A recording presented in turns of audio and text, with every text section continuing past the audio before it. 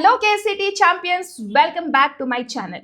My dear children, KCET 2026 is just a few months away and you have limited time. So right now it is very important to use your time judiciously, smartly and strategically. You need to know where to invest your time to get maximum returns. So in this video, we are going to discuss the detailed syllabus of KCET 2026 for physics, chemistry and maths, where I will be telling you all the high weightage and low weightage chapters and the number of expected questions from each chapter based on my thorough research of last 5 years of PYQs. So my dear children, if you want to prepare smartly for KCET 2026, watch the video till the end and do not forget to subscribe the channel. So let's unfold what we have in today's video.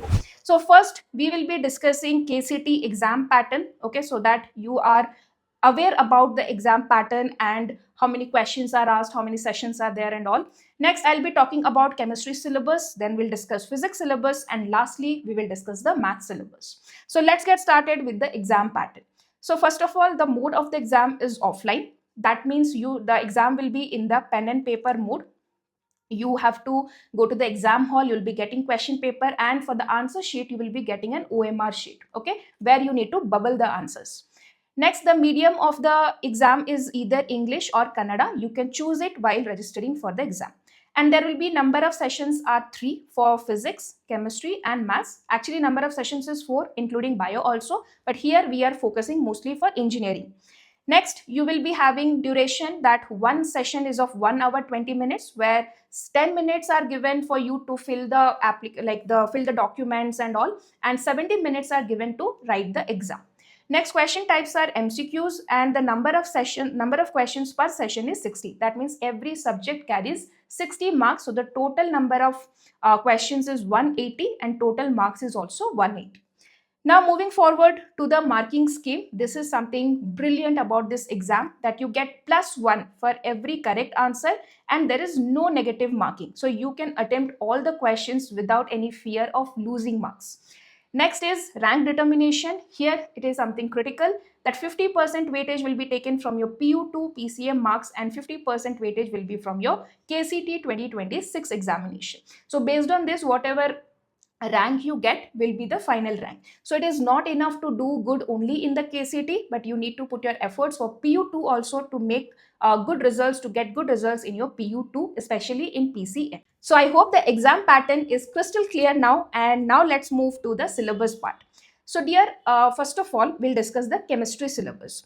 And overall, for all the subjects, it is very important to understand that PU2 in KCET has more weightage than PU1, okay? So first you need to focus on completing the PU2 syllabus. We will be seeing that subject by subject now.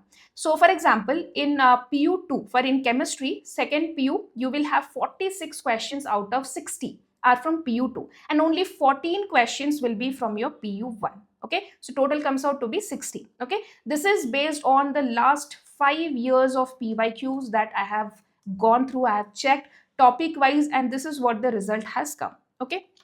Now let me give you the number of expected questions per chapter.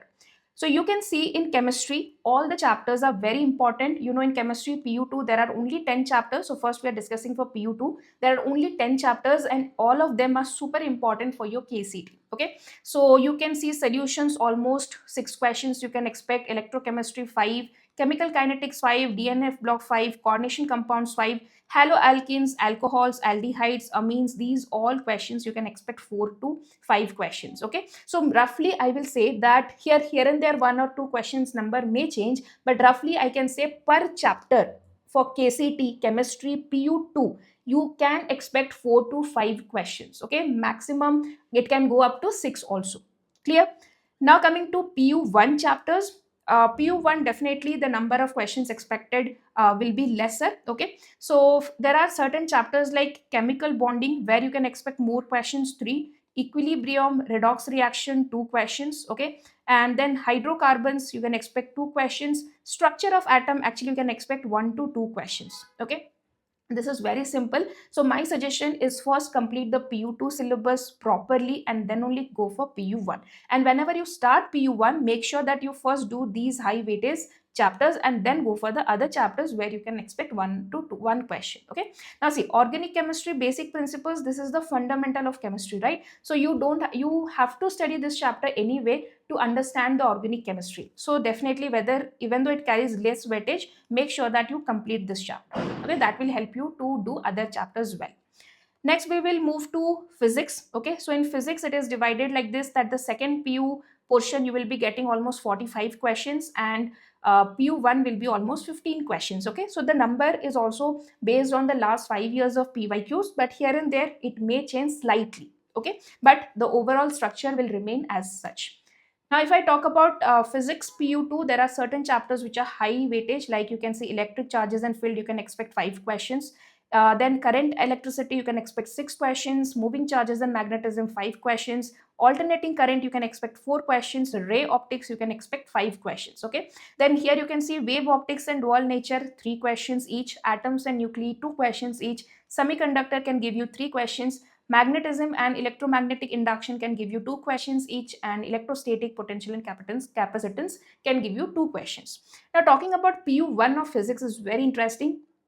Every chapter carries 1 mark. Okay, you can expect 1 question from every chapter, because you have seen that 15 questions are there from PU1, and in PU1 physics there are 14 chapters. Okay, so almost 1 question from every chapter you will be getting, and there is one particular chapter, that is system of particles and rotational motion, from where you can expect 2 questions. Okay, so my suggestion here will be whichever chapter you feel is easier for you, okay, which is related somehow to your PU2 concepts, or which is easier for you, first finish them, because every chapter has 1 to 2 questions only you will be getting.